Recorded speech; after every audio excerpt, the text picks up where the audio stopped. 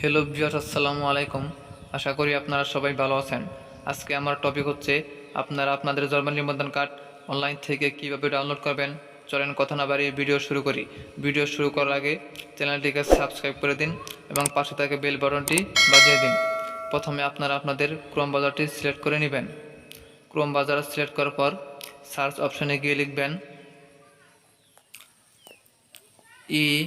verify.bdris.gov.bd লিখে search দিবেন। Search দেওয়ার পর দেখেন উপরে একটি ওয়েবসাইট শো করছে, এখানে একটা ক্লিক করবেন। এখানে ক্লিক করার পর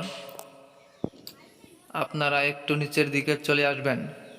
নিচের দিকে চলে আসার পর দেখেন এখানে লেখা আছে জন্ম নিবন্ধন নাম্বার, এর নিচে একটা ক্লিক করবেন। তাই আমি আমার জন্ম নিবন্ধন নাম্বার এখানে দিয়ে দিচ্ছি। জন্ম নিবন্ধন নাম্বার দেওয়ার পরে এরপরে দেখেন লেখা আছে জন্ম তারিখ, এর নিচে একটা ক্লিক করবেন। আমি আমার জন্ম তারিখ এখানে দিয়ে দিচ্ছি।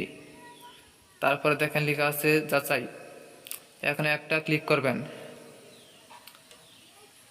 এখন দেখেন লেখা আছে 45+40, এটা যোগ করতে বলছে, তাই আমি এটা যোগ করে দিচ্ছি।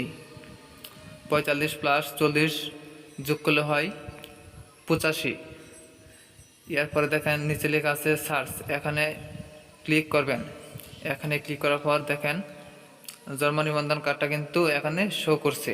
এখন এটা যদি আপনারা ডাউনলোড দিতে চান তাহলে উপরে দেখেন একটি আইকন শো করছে, এখানে একটা ক্লিক করবেন। এখানে ক্লিক করার পর দেখেন নিচে লেখা আছে শেয়ার, এখানে একটা ক্লিক করবেন।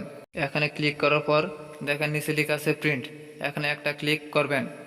এখানে ক্লিক করার পর দেখেন উপরে শো করছে সেভ, আপনারা সেভ বাটনে একটা ক্লিক করবেন। এখানে ক্লিক করার পর দেখেন নিচে একটি ফাইল শো করছে সার্চ বাট এন্ড, আপনারা ডান পাশে সেভ বাটনে একটা ক্লিক করবেন। এখানে ক্লিক করার পর এটা কিন্তু ডাউনলোড হয়ে গেছে, এই যে দেখেন। এখন এটা যদি আপনারা দেখতে চান তাহলে আপনারা ব্যাগে চলে আসবেন।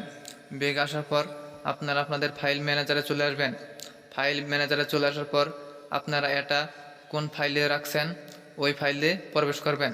ফাইলে প্রবেশ করার পর দেখেন এখানে কিন্তু জন্ম নিবন্ধন কার্ডের ফটোকপি এখানে শো করছে। তাই আশা করি ভিডিওটা আপনাদের কাছে খুব ভালো লেগেছে। যদি ভিডিওটা ভালো লাগে তাহলে অবশ্যই একটা লাইক দিবেন এবং সাবস্ক্রাইব করে পাশে থাকবেন। আসসালামু আলাইকুম।